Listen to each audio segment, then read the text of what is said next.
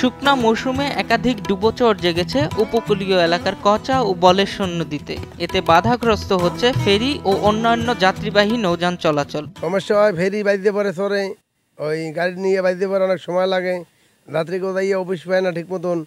Trawler চললে ট্রলারও বাইতে পারে, অনেক সময় যাত্রী লইয়া বাইতে যায়, অনেক নামাইতে অনেক কষ্ট হয়ে যায়। এতে অনেক সময় অফিস পায় না। এটা যদি ড্রেজিং করে দেয় সব থেকে ভালো হয়। এবং যাত্রী অনেক ভোগান্তি হয়, দেখা গেছে চলে যায় পানি যখন টাইনে যায় তখন ফেরি চলাচলে খুব বিঘ্ন ঘটে। আর দ্বিতীয় দেখা গেছে আপনার গাড়ি চলাচল এবং খুব সমস্যা হইতে আছে। সমাধান হয়েছে যদি কাটতে দেয়, নদীটা যদি শেষ করে দেয়, কাটতে দিলে আমাদের অনেক উপকৃত হয়। বাস যাইতে গেলে দেখা যায় ফেরি বাজিয়ে পড়ে, জোয়ার না হইলে ছাড়ে না। তারপর সাধারণ পাবলিকের অনেক সমস্যা ঘটে। পণ্য আনা নেওয়ায় বিপাকে পড়েছেন পিরোজপুর জেলার ইন্দুরকানী উপজেলা সহ আশপাশের এলাকার ব্যবসায়ীরা।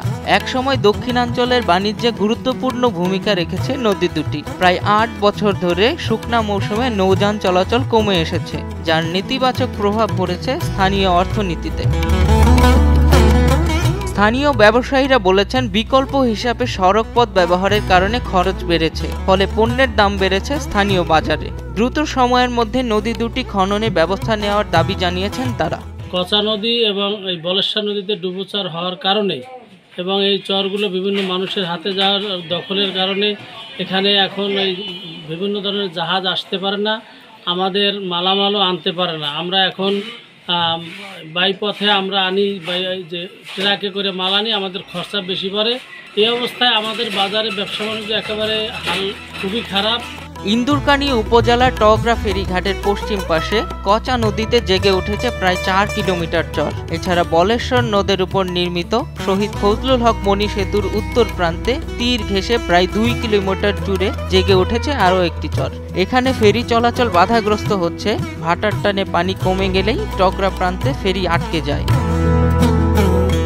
দুর্ভোগ নিরসনে সরকারের দ্রুত পদক্ষেপ চান যাত্রী, ফেরি চালক, ব্যবসায়ী সহ সংশ্লিষ্ট সকলে। আমরা যেটা চাচ্ছি, আগামী অর্থ বছর শুষ্ক মৌসুম থেকে ইনশাল্লাহ বলেশ্বরে আমাদের টার্গেট আছে। আমরা বাজেট থেকে কি বলে এটা আপনার প্রয়োজনীয় বাজেট থেকে আমরা আগাচ্ছি। ইনশাল্লাহ আপনারা আগামী শুষ্ক মৌসুম হয়তো এখানে ডেজার্ট দেখবেন। এখন সময় নেই, এই জন্য আমরা আগাচ্ছি না, যেহেতু এটা আগামী অর্থ বছরে পড়ে যাচ্ছে অটোমেটিক্যালি। এক সময়ের গভীর ও খরস্রোতা এই নদী খননের দাবি জানান স্থানীয়রা। এই নদীকে কেন্দ্র করে কয়েক লাখ মানুষের জীবিকা নির্বাহ হয়ে থাকে। ওহিদুজ্জামানের তথ্যচিত্রে ডেস্ক রিপোর্ট, কালের কণ্ঠ।